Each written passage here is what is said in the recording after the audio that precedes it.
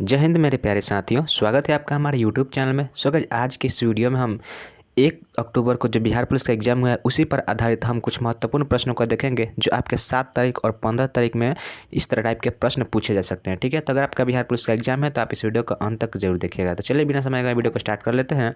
तो देखिए, यहाँ पे हमारा पहला नंबर प्रश्न है कि पृथ्वी सूर्य के इर्द गिर्द घूमती है, एक परिक्रमा पूरी करती है। ठीक है, यह जो पृथ्वी है सूर्य के इर्द गिर्द घूमती है और यह एक इर्द गिर्द घूमने में एक परिक्रमा पूरे करने में कितना समय लेती है? तो यह प्रतिवर्ष मतलब 1 वर्ष लेती है। ठीक है, ऑप्शन सी इसका बिल्कुल राइट आंसर हो जाएगा। 1 वर्ष में जो है पृथ्वी सूर्य के इर्द गिर्द परिक्रमा करती है। ठीक है, अगला यहाँ पे देखिए, यहाँ पे हमारा दूसरा नंबर प्रश्न है कि वर्ष 1774 में प्रसिद्ध रोहिल्ला युद्ध में रोहिल्ला को अवध के किस नवाब को हराया था? ठीक है, तो देखिए 1774 में जो रोहिल्ला युद्ध हुआ था, इसमें जो रोहिल्ला के अवध थे, अवध क्या लिखा है, रोहिल्ला को अवध के किस नवाब ने हराया था? तो इसका राइट आंसर क्या होगा? राइट आंसर हो जाएगा शुजा-उद-दौला हराया था। ठीक है, ऑप्शन बी इस क्वेश्चन का बिल्कुल राइट आंसर हो जाएगा शुजा-उद-दौला। ठीक है, देखिए आप वीडियो को अंत तक जरूर देखिएगा। इसमें हम 1 तारीख से भी पूछे गए कुछ प्रश्नों को भी शामिल किए हैं, तब वीडियो को अंत तक जरूर देखिएगा।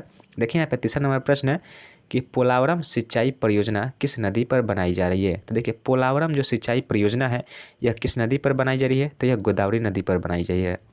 ऑप्शन सी इसका बिल्कुल राइट आंसर हो जाएगा। नेक्स्ट यहाँ पे देखिए चौथा नंबर प्रश्न है कि स्विच का मुख्य कार्य परिपथ को सुरक्षित रूप से क्या करना होता है?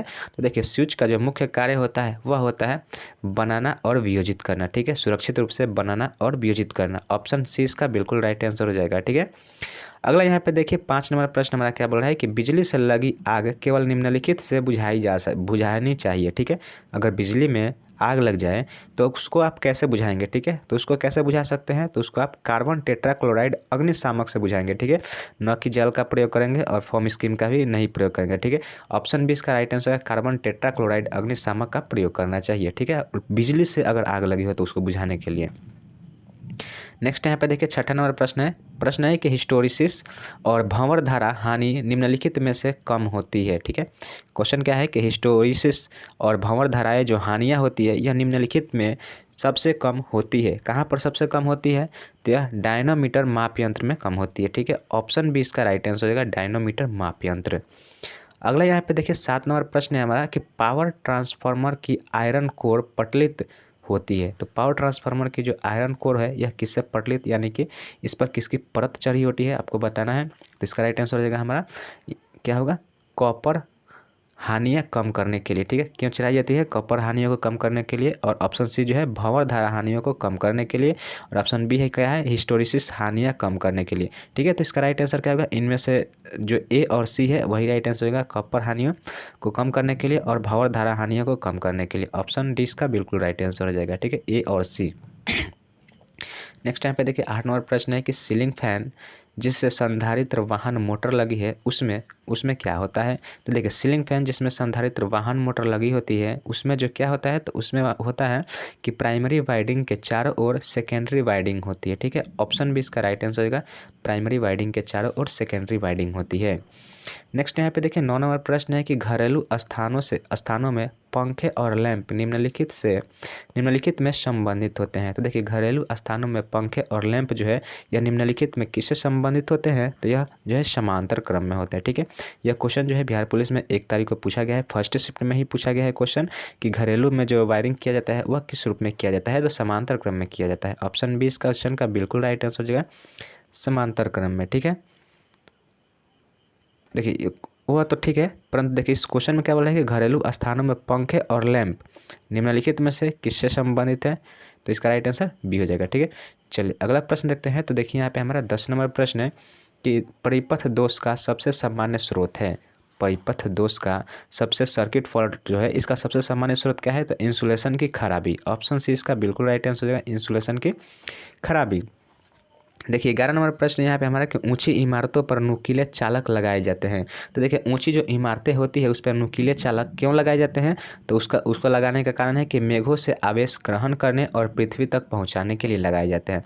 ऑप्शन सी इसका राइट आंसर होगा, मेघों से आवेश को ग्रहण करने और पृथ्वी तक पहुँचाने के लिए। ठीक है, अगला यहाँ पे देखिए 12 नंबर प्रश्न हमारा कि मानव शरीर पर बिजली के झटके का जोर निम्नलिखित पर निर्भर करता है। तो देखिए मानव शरीर पर जो बिजली के झटके हैं इसका जो जोर है किस पर निर्भर करता है, तो यह जो निर्भर करता है यह निर्भर करता है लाइन धारा और वोल्टेज पर निर्भर करता है। ऑप्शन सी इसका राइट आंसर हो जाएगा, लाइन धारा और वोल्टेज। ठीक है, चलिए अब देखते हैं अगला प्रश्न। यहाँ पे देखिए 13 नंबर प्रश्न है, क्वेश्चन है कि टंगस्टन फिलामेंट का प्रतिरोध, ठीक है, टंगस्टन फिलामेंट का प्रतिरोध आपका बताना है, ऑप्शन से देखकर बताना है। तो इसका राइट आंसर देखिए इसमें क्या होगा कि लगाई गई वोल्टेज में वृद्धि के साथ बढ़ता है। टंगस्टन का जो फिलामेंट का जो प्रतिरोध होता है वह लगाई गई वोल्टेज में वृद्धि के साथ उसका प्रतिरोध भी बढ़ता है।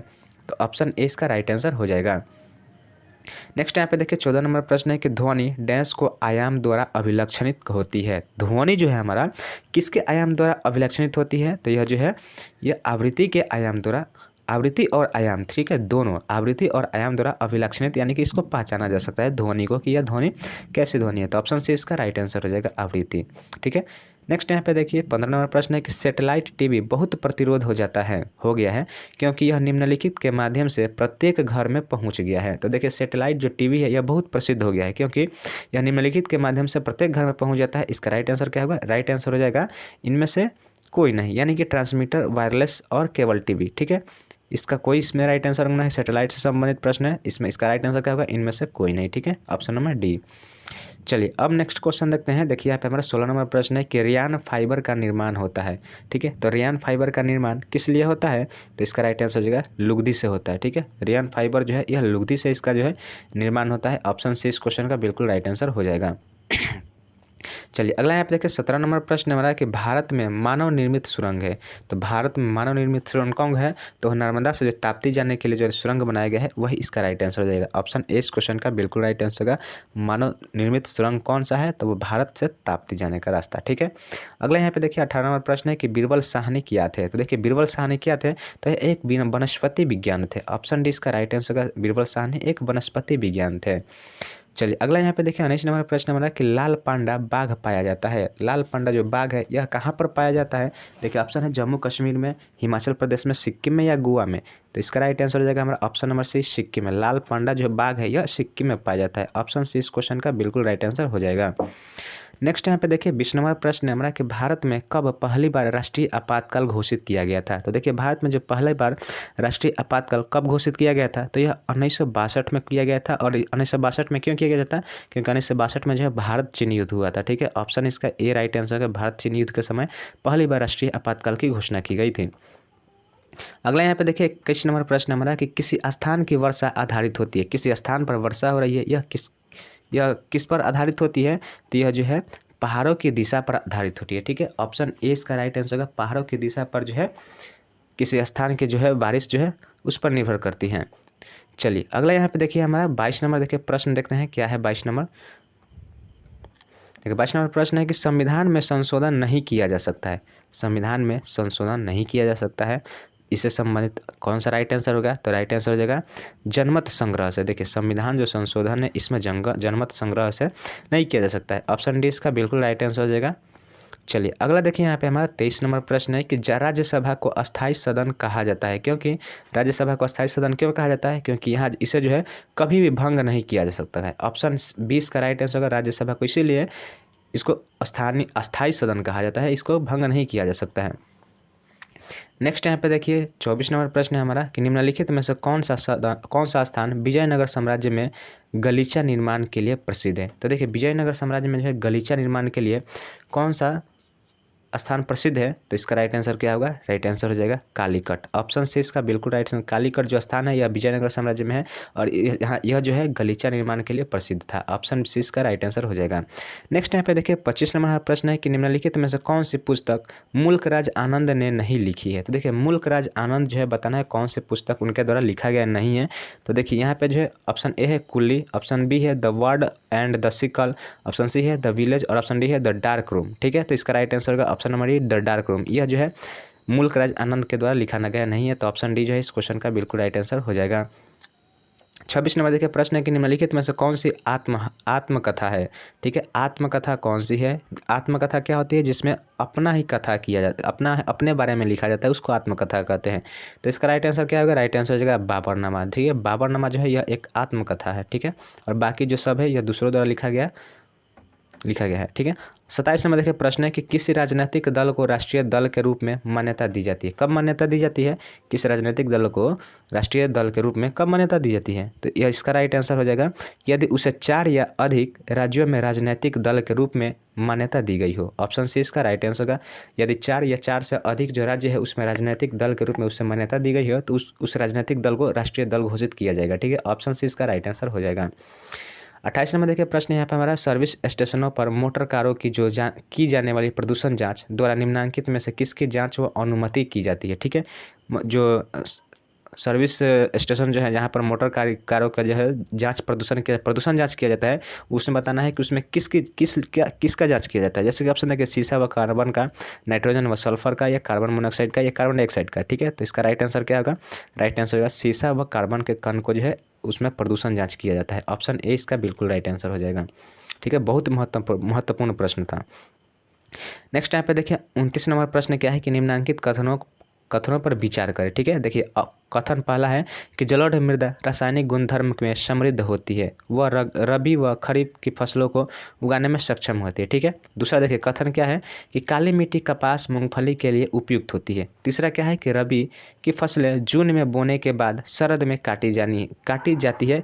इनमें से कौन सी जो है कूट सही है, यानी कि इनमें से कौन सा जो है वह सही है। तो देखिए इसका राइट आंसर क्या होगा, इसका राइट आंसर हमारा हो जाएगा कि 1 और 2। ठीक है, यह 1 और 2 है जो कथन है, जो कि बहुत ही महत्वपूर्ण है, सही है। ठीक है, तो ऑप्शन बी इसका बिल्कुल राइट आंसर है, 1 व 2 कथन जो है बिल्कुल सही है। ठीक है, अब देखिए यहाँ पे नेक्स्ट और देखिए लास्ट प्रश्न है यहाँ पे हमारा कि निम्न में से रासायनिक यौगिक कौन सा है।